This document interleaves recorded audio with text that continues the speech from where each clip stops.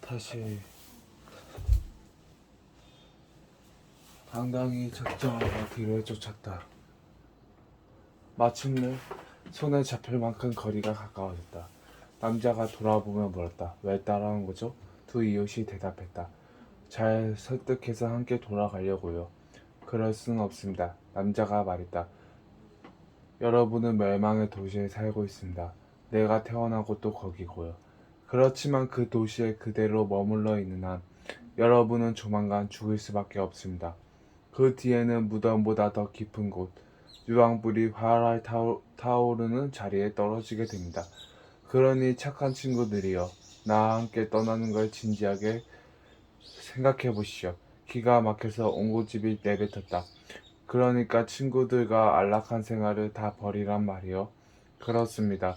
피난길에 나선 크리스천은 말했다. 여러분이 포기하는 것들의 가치를 통들어 계산해봐도 내가 앞으로 누리려는 즐거움의 지극히 일부분에도 미치지 못합니다.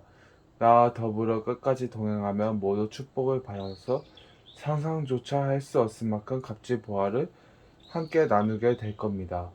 자, 같이 가서 내 말이 사실인지 거짓인지 확인해 봅시다. 덱은 도대체 뭘 찾고 있는 거예요? 옹고집이 되물었다. 얼마나 소중한 것이길래 온 세상을 다 외면하고 오직 거기에만 매달리느냐는 말이요. 크리스천이 대답했다. 하늘나라에 간직되어 있는 썩지 않고 더러워지지 않고 날이 없어지지 않는 유선을 찾고 있습니다. 거기에 잘 보관되어 있다가 적절한 때가 되면 부지런히 구하고 또 구하는 이들의 손에 들어가게 될 겁니다. 이 책에 그렇게 나와 있습니다. 터무니없는 소리에 옹고집이 소리쳤다. 그따위 책이란 당장 집어치우고 또 부러지게 말해보시오. 우리가 돌아가겠다는 거요, 말겠다는 거요. 절대로 안 갑니다. 크리스천은 단호하게 대꾸했다. 쟁기를 손에 들고 뒤를 돌아오다 볼 수는 없지요. 이미 나그네 길에 들어섰으니 어떻게든 끝을 보고 말 겁니다. 유순아 씨, 그건 저 양반을 남겨두고 우리는 그냥 돌아갑시다. 머리에 말도 안 되는 생각이 가득한데도 제멋에 겨워서 사리 분별이 뚜렷한 사람 7보다 자신이 더 지혜롭다고 믿는 미치광이들의 세상이 넘쳐나거든요. 유순아는 손을 내주었다. 그렇게 서두르지 마시오. 선량한 크리스천의 말이 사실일 수도 있습니다. 그렇다면 저분이 찾는 게 우리가 가진 것보다 훨씬 귀중하지 않을까요? 개인적으로 저 양반을 한번 따라가 보고 싶습니다. 선생까지 바보짓을 하겠다고요? 옹고집을 펄쩍 뛰었다. 제발은 내 말을 듣고 돌아갑시다. 이 얼빠진 친구가 어디로 데려갈지 모릅니다. 어서 갑시다. 가시고요. 댁이라도 현명하게 처신할 것 아닙니까? 옹고시 씨의 얘기에 넘어가지 마세요. 크리스천이 붙들었다. 유순아 씨, 부디 동행이 돼주세요. 이미 말씀드린 것처럼 얻을 게 많습니다. 그 밖에도 영광스러운 일들이 수없이 기다리고 있어요. 미심쩍으면 이 책을 읽어보세요. 글쓴이가 내용을 피로 증명했으니 이보다 더 믿음직스러운 책이 또 어디 있겠느냐. 원고지 씨. 유순아는 어렵게 입을 열었다. 결심했습니다. 저분과 함께 가기로요. 끝까지 운명을 같이 할 겁니다. 그러고 잠시 무언가를 생각하더니 크리스천은 돌아보며 물어보았다. 그런데 길은 잘 알고 있는 거죠? 전도자라는 분이 방향을 짚어주었어요. 크리스천이 말했다. 바로 저 앞에 있는 좁은 문까지 될 수 있는 대로 서둘러 가라고 하더라군요. 일단 거기에 도착하기만 하면 다음에 어디로 갈지 안내받을 수 있을 거랍니다. 그럼 됐어요. 착한 양반, 어서 갑시다. 둘은 나란히 떠났다. 그럼 나 혼자 돌아갈 수밖에. 옹고집이 말했다. 넉나간 친구들은 엉뚱한 길을 헤맬 수는 없지. 옹고집은 멸망의 도시로 돌아갔다. 크리스천은 유순하는 골짜기 한복판을 함께 걸으며 사이좋게 이야기를 나누었다. 둘의 이야기는 끝없이 이어졌다. 함께 가자는 말에 귀 기울여줘서 얼마나 기쁜지 모르겠어요. 크리스천이 말했다. 옹고지 씨가 그렇게 허겁지겁 멸망의 도시로 돌아가는 걸 보고 정말 놀랐어요. 눈에 보이지 않는 존재의 세력과 그 두려움을 나만큼 절감했더라면 동행하자는 요청을 끝내 뿌리치지는 못했을 거예요. 자, 크리스천 씨, 이제 우리 둘뿐이니 좀 더 자세히 말씀해 보십시오. 지금 가는 곳에 도착하면 얼마나 멋진 일들이 기다리고 있을까요? 마음이 담고 있는 걸 말로 다 표현할 수 없는 게 안타까울 따름입니다. 크리스천이 말했다. 하지만 그토록 궁금해하시니 이 책이 설명하는 내용을 조금 읽어드리죠. 그럼 선생은 그 책에 적힌 말이 다 사실이라고 믿는 겁니까? 두말하면 잔소리죠. 거짓말 할 줄 모르는 분이 들려주신 말씀이거든요. 그렇다면 이야기해보세요. 무슨 일이 우리를 기다리고 있는지 말씀해 주세요. 영원한 나라에 머물며 변함없는 생명을 누리게 될 겁니다. 거기서 죽음을 맛보고 한없이 살게 되는 거죠. 크리스천이 조곤조곤 가르쳐 주었다. 그래서요. 그 밖에 또 뭐가 있죠? 유스나는 거듭 재촉했다. 영광의 면류관을 받고 해처럼 환하게 빛나는 옷을 입게 됩니다. 와, 멋지군요. 그 다음은요? 울부짖을 일도 없고 괴로워할 것도 없습니다. 그곳의 주인이신 분이 우리 눈의 모든 눈물을 닦아주실 것이기 때문입니다. 스락과 그룹, 그리고 바라보기만 해도 눈부신 일들과 더불어 지낼 겁니다. 앞서서 그 나라에 들어간 수많은 일들과 만나게 될 테고요. 다른 일들이 마음을 상하게 하는 일은 찾아볼 수 없고, 다들 사랑이 넘치며 거룩하기 이를 데 없습니다. 너나 없이 하나님의 보살핌을 받을 뿐 아니라 한없이 용납해 주시는 주님의 임재 앞에 나아갈 수 있습니다. 한마디로 거기에 가면 그 멜루간을 쓴 장로들을 만납니다. 황금 하프를 타는 성녀들도 볼 수 있습니다. 그곳의 주인이신 분을 사랑하는 마음으로 세상의 손에 붙들어 갈갈이 지키고 불에 타 숨지고 짐승의 먹잇감이 되고 바다에 수장되는 듯 온갖 고난을 당한 이들과 대면하게 됩니다. 거기에 사는 이들은 너나 없이 영원한 생명을 외투처럼 덧입고 있습니다. 듣고 있으면 가슴이 뛴다. 그런데 이처럼 엄청난 축복을 정말 누릴 수 있을까요? 그럴 만한 자격을 갖추려면 무슨 일을 해야 할까요? 그것을 다스리는 주님은 이 책이다 누구든지 진심으로 그 선물을 받고 싶어하며 아무 조건 없이 거저 주시겠다고 적어 놓으셨어요. 이런 얘기를 들을 수 있어서 얼마나 기쁜지 모르겠습니다. 자, 서두르시다. 유순환이 재촉했다. 등에 짊어진 짐 때문에 마음만큼 빨리 걷기가 어렵군요. 크리스천이 대꾸했다. 꿈에서 보니 대화를 지을 때쯤 나그네는 계곡 한 복판에 자리 잡은 진흙 수령 어간에 다가서고 있었다. 아무 생각 없이 걷고 있던 크리스천과 유순환은 순식간에 늪에 빠져들고 말았다. 구렁텅이의 이름은 낙담이었다. 진창에서 허우적거리느라 둘은 머리끝까지 진흙으로 뒤집어섰다. 크리스천은 둥짐의 무게가 온몸을 찍어 누리는 바람에 차츰 바닥으로 가라앉기 시작했다. 크리스천 씨 이제 어떡하죠? 유순환이 다급하게 물었다. 솔직히 나도 모르겠어요. 크리스천의 대답에 분통이 터진 유순환은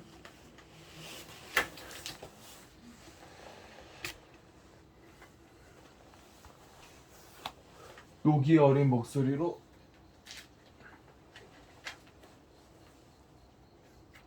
녹이가 어린 목소리로 쏟아붓었다. 같이 걸어오는 내내 얘기했던 행복한 삶이란 게 고작 이 꼴이란 말이오.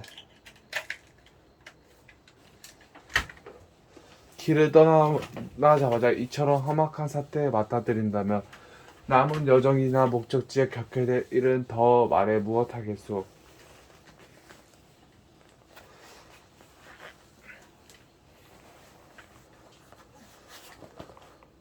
살아서 이 늪을 빠져나가도 그 멋지다는 나라에는 혼자 가시구려.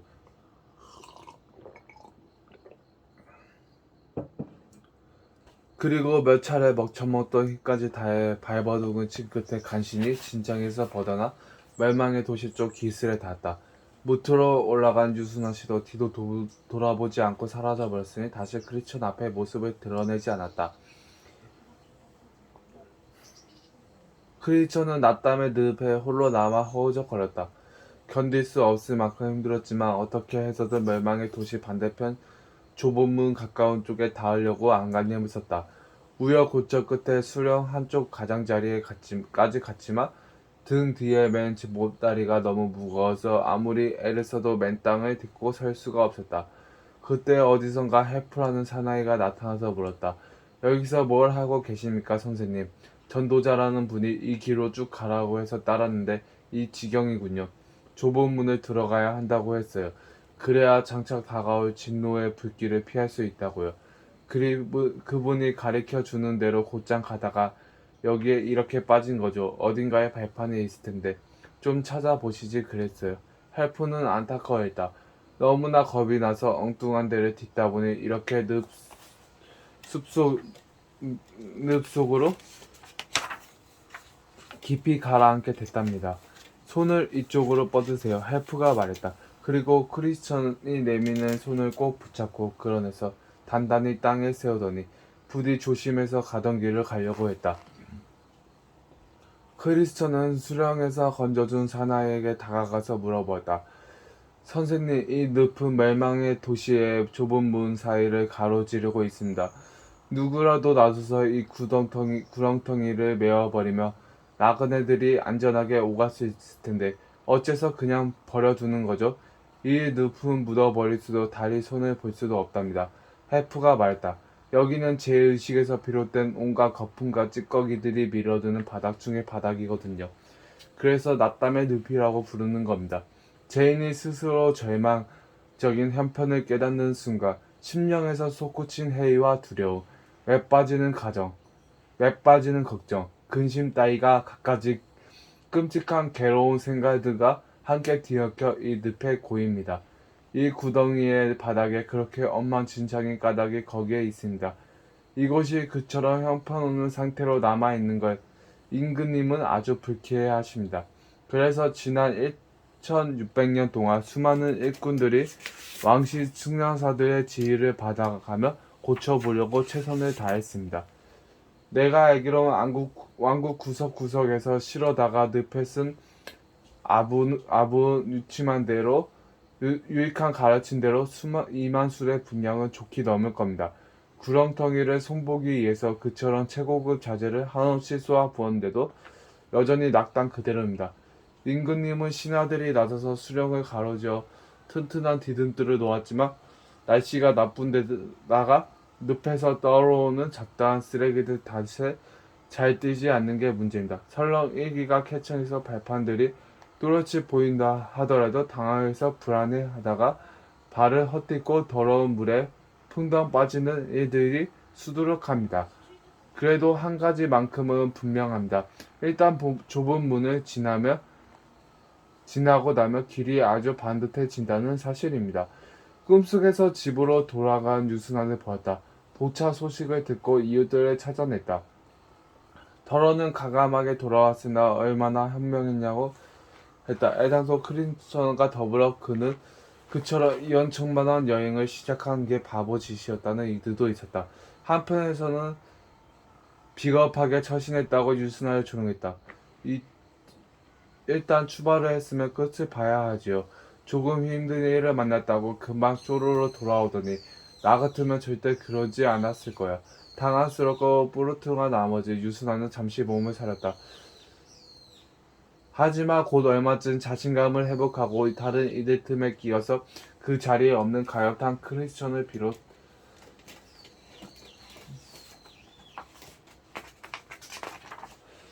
비웃어 댔다. 이제 홀로 남은 크리스천은 가던 길을 계속 걸어간다. 그때 멀리서 누군가 벌판을 가로질러 다가오는 게 보였다. 마침내 크리스천과 얼굴을 마주한 신사는 자신을 세속현자라고 소개했다.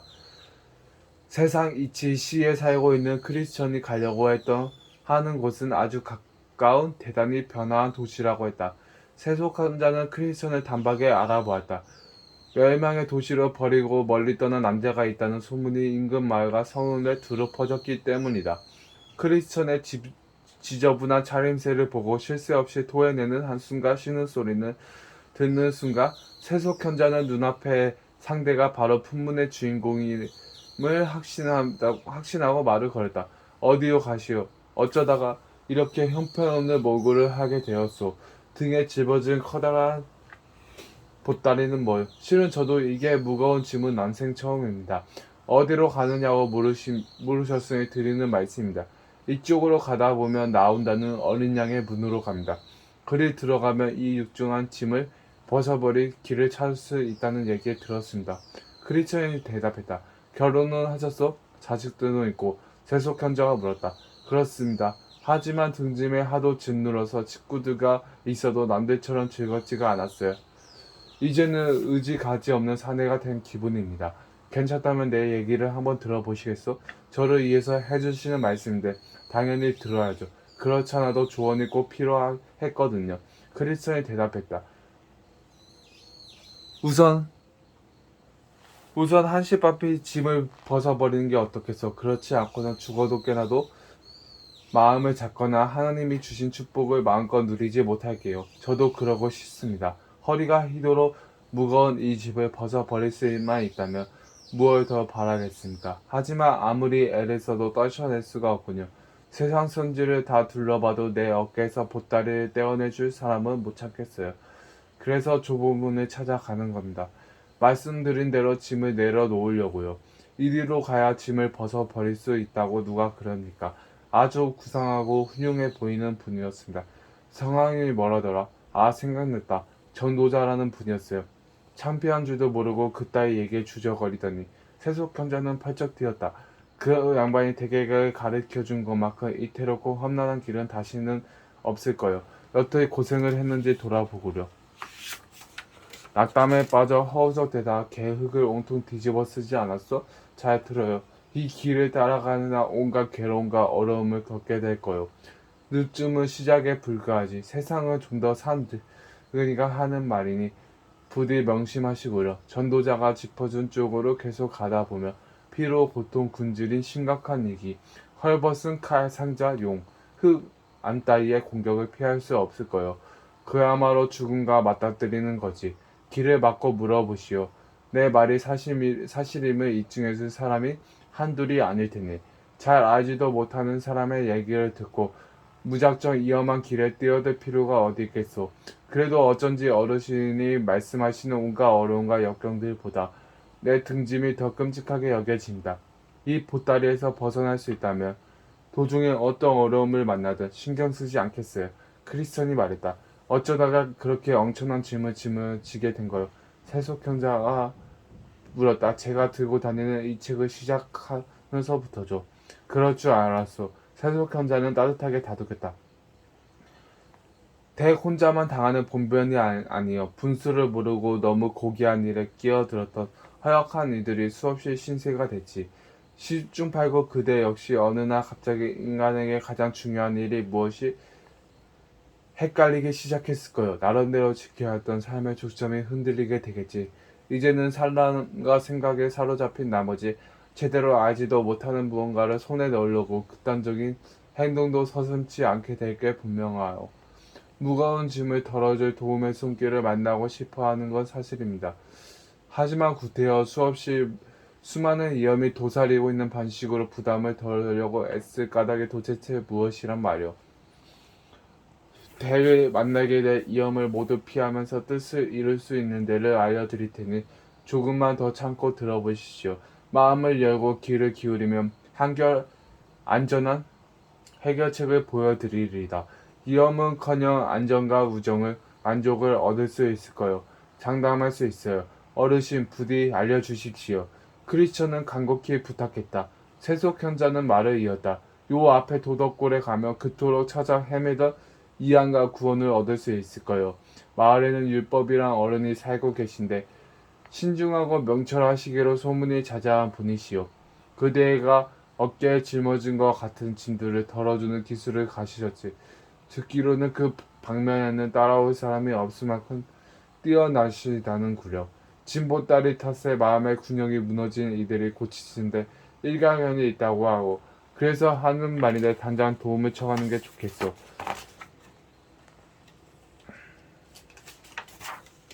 댁이 여기서도 멀지도 않아요. 혹시 슈타 중이면 자제분의 힘을 빌리려고요. 이름이 예이라고 하던가. 아무튼 내가 알려준 대로만 하면 짐이 한결 가벼워질 거요. 그러고 나서도 멸망의 도시로 돌아갈 마음이 들지 않거든. 아내와 자식들을 불러다가 도덕골에 함께 사는 것도 생각해봐요. 마을에는 빈집이 많아서 큰 돈을 들이지 않고도 어렵지 않게 거처를 구할 수 있을 거예요. 내가 장담합니다. 물가도 싼 편이고 정직한 이웃이라든가 확실한 식료, 세련된 주변 환경 따위를 포함해서 행복한 생활을 하는데 필요한 모든 요건들이 골고루 잘 갖춰져 있어. 손만 뻗으면 그렇게 멋진 것들을 다 가질 수가 있지. 크리스천은 세속현자의 이야기에 적잖이 충격을 받았지만 곧 뜻을 정했다. 노인 어른의 말이 사실이라면 그 가르침에 따르는 게 바람직하겠다 싶었다. 잠시 생각을 정리하고 난 뒤에 크리스천이 물었다. 어르신 율법 선생 댁을 찾으러 어느 길로 가야 할까요? 저쪽에 보이는 언덕이 보이시는가? 예, 저기 저 둔턱이 말씀하시군요. 저 언덕을 끼고 돌아서서 첫 번째 집의 선생 댁이요. 크리스천은 가던 길에서 벗어나 도움을 구하러 율법의 집 쪽으로 발길을 들었다. 그런데 언덕 근처에 다다른 크리스천은 깜짝 놀랐다. 생각했던 것보다 훨씬 높고 험했기 때문이다. 게다가 둔덕을 끼고 돌아가는 길 한쪽은 깎아지른 벼랑이어서 혹시라도 머리 위로 쏟아져 내릴까 겁이 덜컥 났다. 얼마나 무서웠던지 크리스천은 가던 길을 멈추고 얼어붙은 채 어찌할 말을 몰랐다. 전도자가 따라가려고 했던 길에서 비껴나 새끼로 들어선 뒤부터 등집이 한결 무거워진 느낌이었다. 언덕 위로는 번갯불마저 쉴 새 없이 번쩍거려서 아무 때라도 벼락을 맞을 것만 같았다.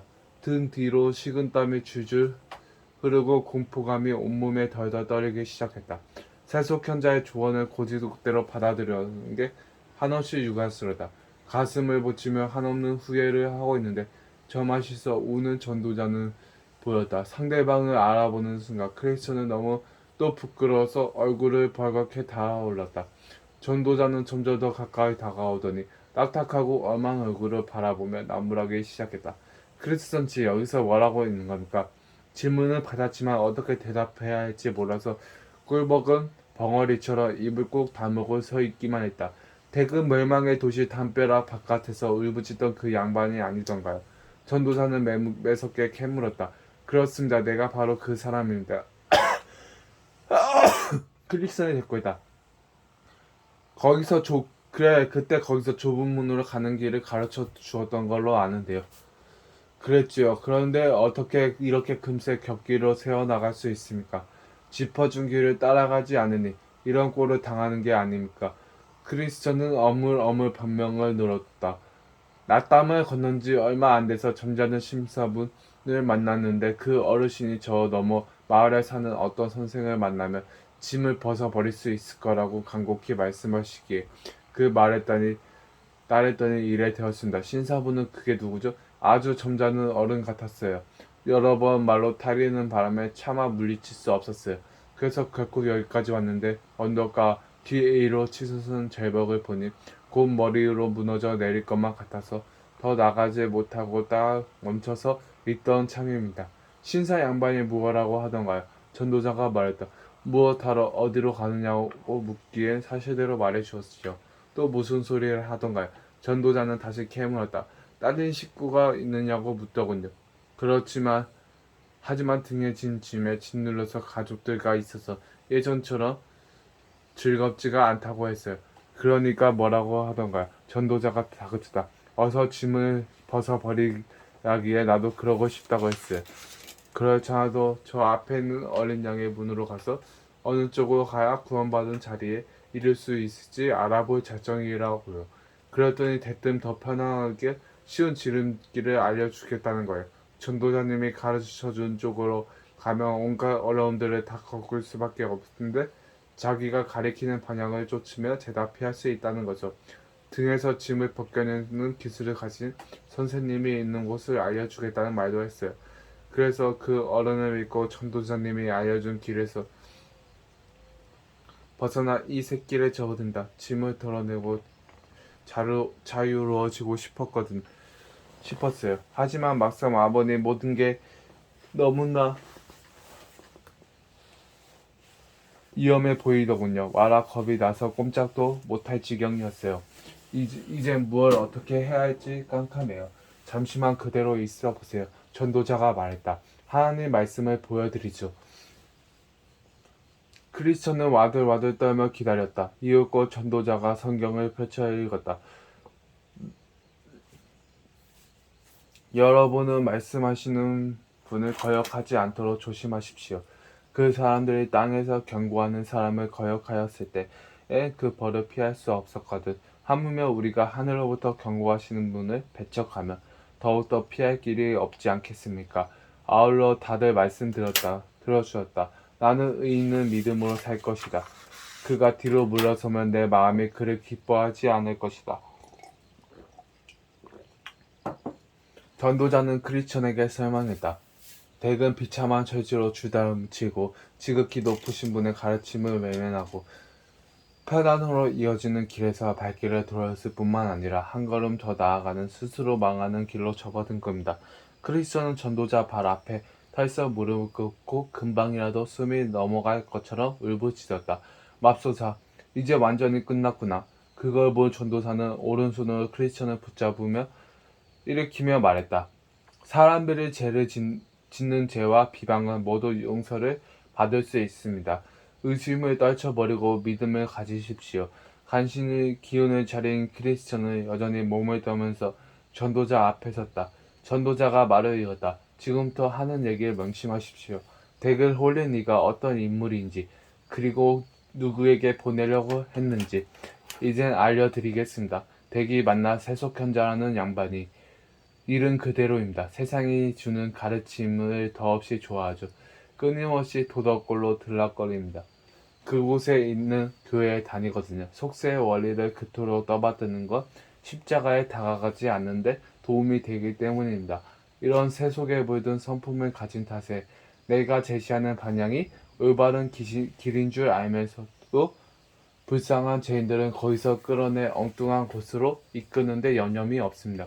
세속현자의 조언 가운데 크리스천 씨가 몹시 원통하게 생각하고 미워해야 할 일 세 가지가 있습니다. 첫째로 바른 길에서 떠나야겠다는 마음을 심어준 일입니다.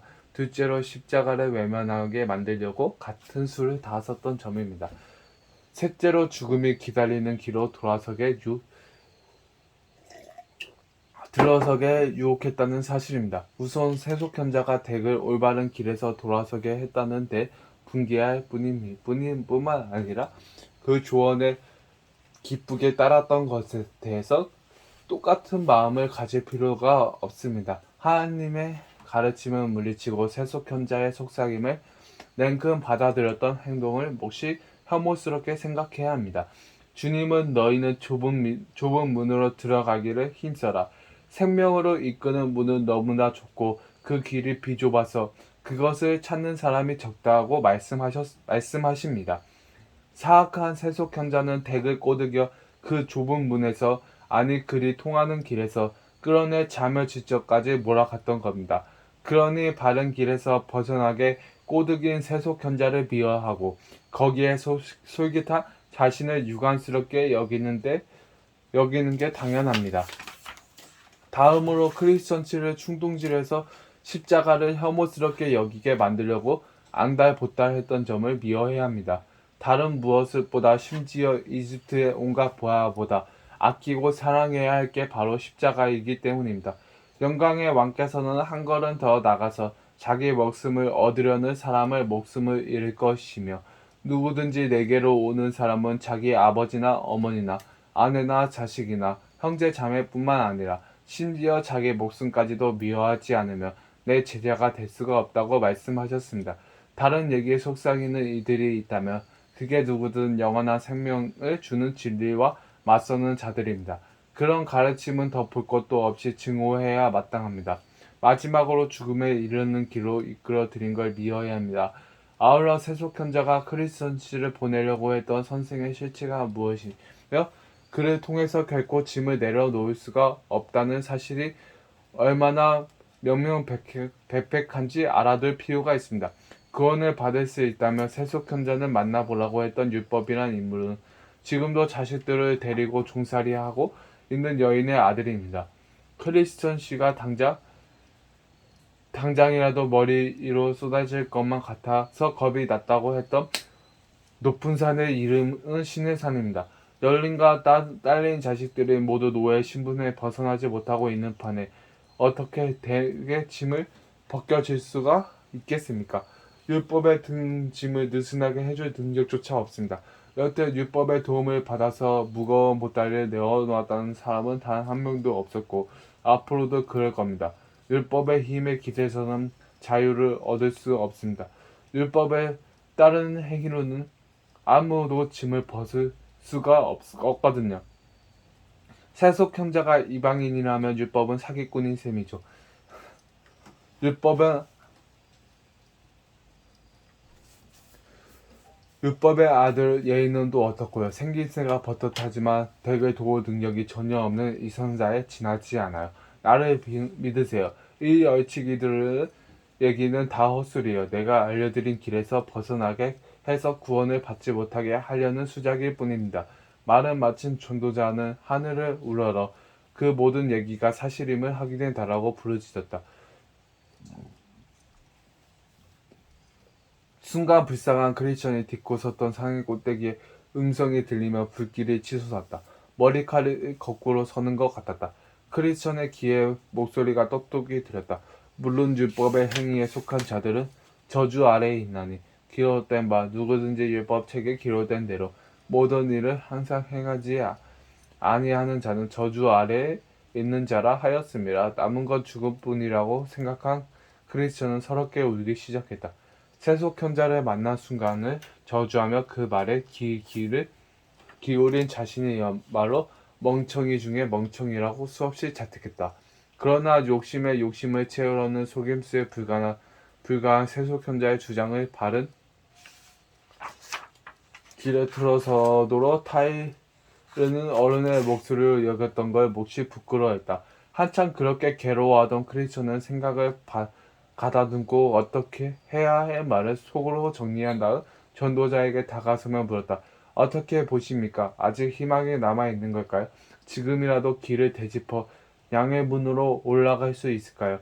어떻게 버림받은 채 고향으로 돌아가서 창피한 망신을 당할 수밖에 없는 건가요? 세속현자의 말을 들은 게 한없이 후회스럽습니다. 죄를 용서받을 길은 없을까요? 전도자가 말했다. 당신의 죄를 이루 헤아릴 수 없을 만큼 큽니다. 한편으로 선한 길을 저버리고 다른 한편으로 금지된 길에 발을 들어놓은 두 가지 잘못을 동시에 범했기 때문이죠. 그럼에도 불구하고 양의 문에서 기다리신 분은 크리스천 씨를 반가이 맞아 주실 겁니다. 그분은 언제나 따뜻한 마음을 품고 사람들을 대해 주시거든요. 전도자는 다시 격기로 빠지지 않도록 조심하라고 단단히 주의를 주었다. 그렇지 않으면 그분이 진노하셔서 걸어가는 그 길에서 망할 것이라고 경고했다. 크리스천은 양의 문으로 통하는 좁은 길로 되돌아가게 해달라고 부탁했다. 전도자는 입을 맞추고 환한 미소와 함께 무사히 도착하기를 빌어주었다. 크리스천은 발길을 재촉했다. 1분 1초라도 빨리 양의 문과 이어진 길로 들어가 욕심에 아무한테도 말을 걸지 않았다. 설령 누가 뭘 묻더라도 대답조차 하지 않았을 것이다. 마치 금지된 지역에 들어선 사람처럼 냈다 걷기만 했다. 세속 현자의 달콤한 말에 넘어가 포기했던 길로 다시 돌아가기 전까지는 도무지 마음을 놓을 수가 없었다. 그렇게 얼마나 걸었을까? 마침내 크리스천은 문간에 이르렀다. 문 지방의 문을 들들이라. 그리하면 너희에게 열릴 것이니. 라는 글귀가 적혀 있었다. 크리스천은 두어 차례 문을 두드리며 중얼거렸다. 들어가도 될까? 선한 뜻을 거스르며 살았던 자격 없는 인간이지만 앞에 계신 분이 불쌍하게 봐주시면 좋겠는데 그럼 지극히 높으신 분을 영원토록 찬양해야지. 잠시 후 선이라는 진지한 표정을 가진 이가 문간에 나오더니 어디서 온 누구며 무엇을 원하느냐고 물었다. 무거운 짐을 짊어진 불쌍한 죄인입니다. 크리스천이 말했다. 코앞에 닥친 진노를 피하려고 멸망의 도시를 탈출하온 시온산을 가는 길입니다. 다들 이 문이 완전한 피난처로 가는 통로라고 하더군요. 혹시 나를 받아주실 수 있는지 알고 싶습니다. 온 마음을 다해 환영합니다. 선인은 뛸 듯이 반기며 문을 활짝 열어주었다.